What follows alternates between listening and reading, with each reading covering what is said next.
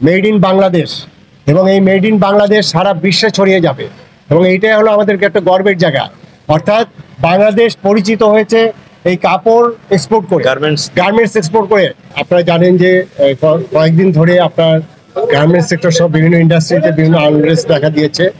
শ্রমিকরা বিক্ষোভ করছে, তাদের অনেক দাবি দেওয়া নিয়ে তারা মাঠে নেমেছে, এবং কয়েকটা গার্মেন্টস ফ্যাক্টরি আপনার বিশেষ করে আশুলিয়া এবং গাজীপুর এলাকা, নারায়ণগঞ্জ এলাকায় একটা টেনশন কাজ করছিল, আশুলিয়া সহ।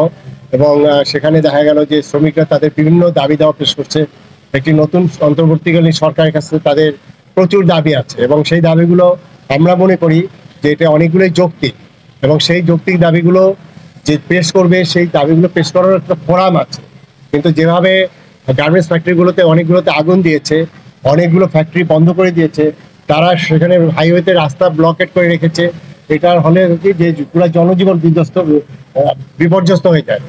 এই কারণেই আমরা গতকালকে আপনারা জানেন যে আমরা একটা কাজ করেছি যে আমাদের 6 জন উপদেষ্টা মহোদয়, আমাদের মন্ত্রণালয়ে একটি মিটিং হচ্ছে এবং সেখানে কিছু ইনস্ট্রাকশন দেওয়া হচ্ছে। এবং আজকে আমরা এই গাজীপুর এলাকায় আমরা ভিজিটে এসেছি। আমাদের যে কলকারখানা এবং আমাদের লেবার যে অফিস আছে সেখানে টঙ্গীতে আমরা বসেছি, এবং সেখানে আমাদের যে ব্যবসায়ী কমিউনিটির পক্ষ থেকে আমাদের বিজিএমের নেতৃবৃন্দ ছিলেন, ওখানে শ্রমিক সংগঠনের নেতৃবৃন্দ ছিলেন, সেখানে আমরা কথা বলেছি। আর এখন এই মুহূর্তে আমরা একটি গার্মেন্টস ফ্যাক্টরি ভিজিটে এসেছি। এই গার্মেন্টস ফ্যাক্টরিটা হলো জাবেদান জুবায়ের, এবং এটি একটি ভালো একটা ফ্যাক্টরি, এবং সেখানে ওয়ার্ক এনভায়রনমেন্ট খুবই চমৎকার।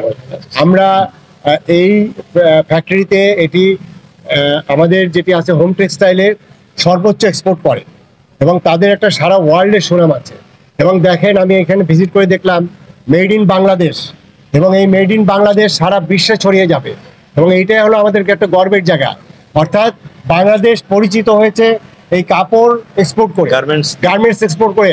এখন যখন ওই যারা বিদেশে এই জিনিসটা বিদেশি বাইরেরা কিনবে, বিদেশি মানুষ যখন এটা কিনবে মেড ইন বাংলাদেশ, সেই মেড ইন বাংলাদেশে যদি দেখে শ্রমিকরা অবরোধ করে রেখেছে, শ্রমিকরা ফ্যাক্টরি আগুন দিচ্ছে, তাহলে কি দাঁড়ায়? এটা হলো যে একটি আমাদের বিদেশের কাছে আমাদের ভাবমূর্তিও নষ্ট হয়। আর যে ফ্যাক্টরিটা আগুন দিচ্ছে বা পুড়িয়ে দিচ্ছে অথবা সেই বন্ধ করে দিচ্ছে, সেখানে যে কাজ করছে, যে ওখানে শ্রমিকরা হাজার হাজার শ্রমিকরা কাজ করছে, তারাও কিন্তু কর্মহীন হয়ে পড়বে। এই জন্যই আমি এখানে ভিজিটে এসেছি।